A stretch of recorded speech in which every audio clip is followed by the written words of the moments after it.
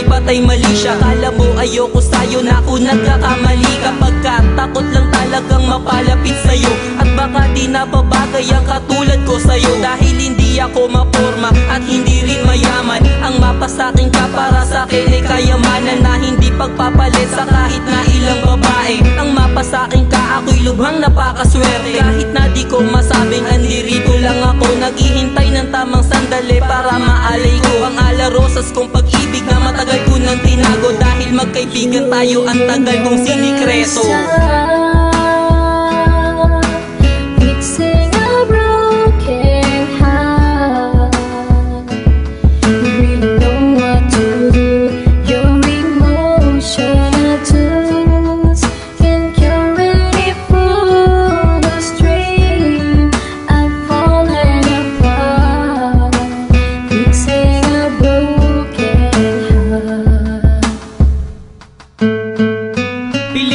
Tinitiis ang aking nadarama, kahit na alam ko na mali na ang ginagawa.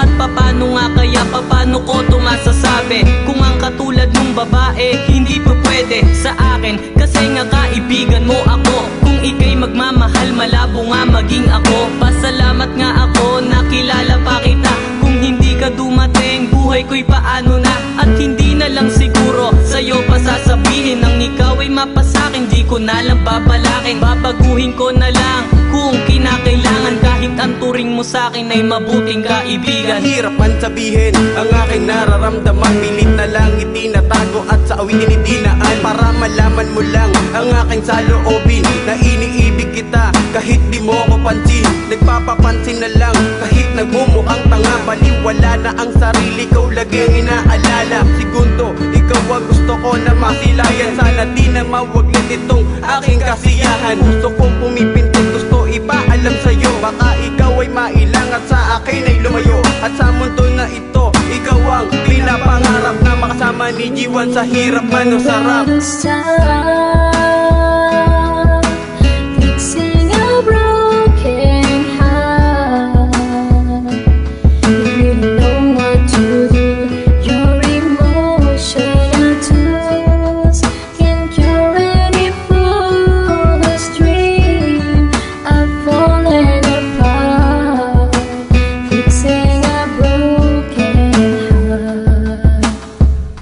Check.